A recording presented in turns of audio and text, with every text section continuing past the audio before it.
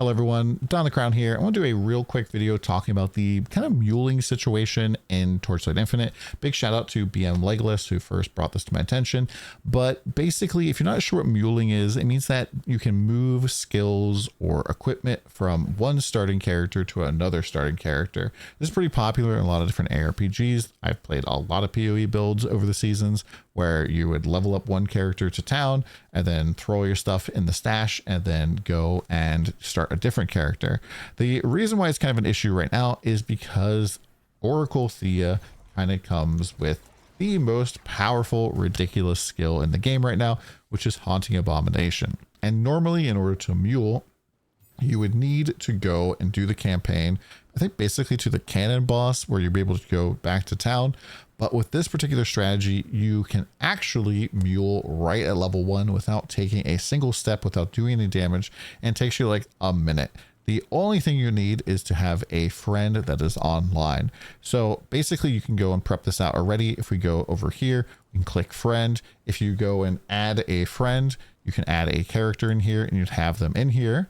And what you need to do is you just go and left click on their face card here, and you'll see view file, private chat, note, and gift. We're going to click on gift here, and this opens up a box that has stuff for me. And before we do that, I'm going to go and grab my Haunting Abomination off of this Thea. I'm actually going to show you why it's really strong too. So I'll go buy another one and another one because I can go and do that. But we're going to go here. We're going to go and once again, go to the friend list, click on the friend, click gift, and then we can go and click this button right here, stash. And this button should not be here at level 1, because if we go and we click stash, hey, look, that's my stash.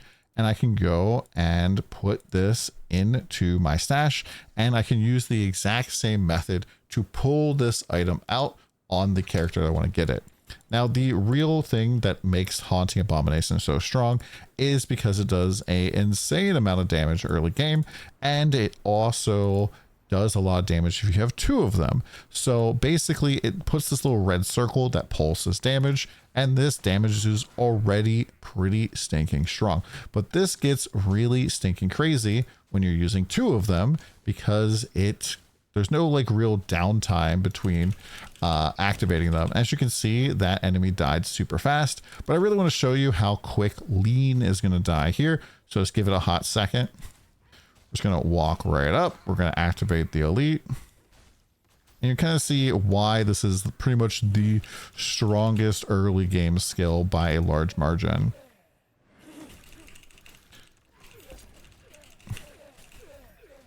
So we killed all of those elites that came out, and then you can just kind of see as I'm just spamming right click and R how quickly he dies.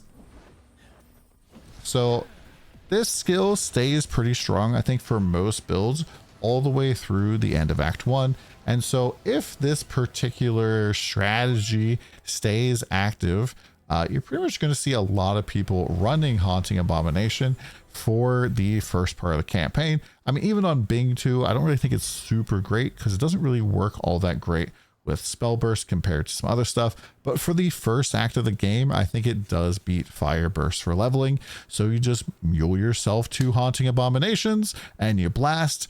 You don't necessarily need more than 1 Haunting Abomination later on after this point, but especially for the first fight, it just goes so stinking fast because of this. And so hopefully they nerf this, but if they don't, because right now the entire staff is kind of like on holiday. It is Golden Week, I believe, over in China. So, you know, the staff all works in China. And so they're probably not going to be able to get to a lot of changes or nerfs before the patch goes live.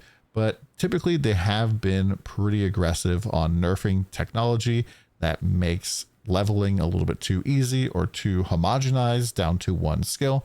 Like previously, they reworked some of the movement skills, and we had a tech where you would go and make a Bing 1 and you would get a cannon and you would get his rocket jump ability. And the rocket jump was just one-shotting bosses because it had 200 base ignite, and you just scale up the ignite and would just one-shot everything as you were moving.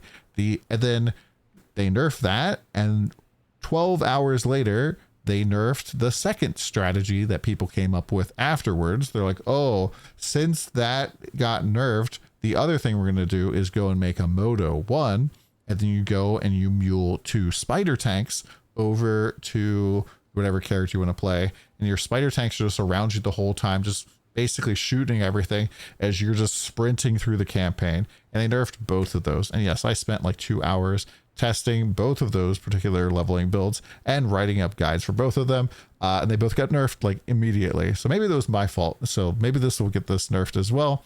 I personally don't really like the fact that muling skills around is not something I really enjoy in the game, and I would prefer that they go and make some things a little bit better. I especially think that melee needs a kind of a lot of help in the first few levels. It does feel significantly rougher than playing any sort of spells, but you know, it is what it is.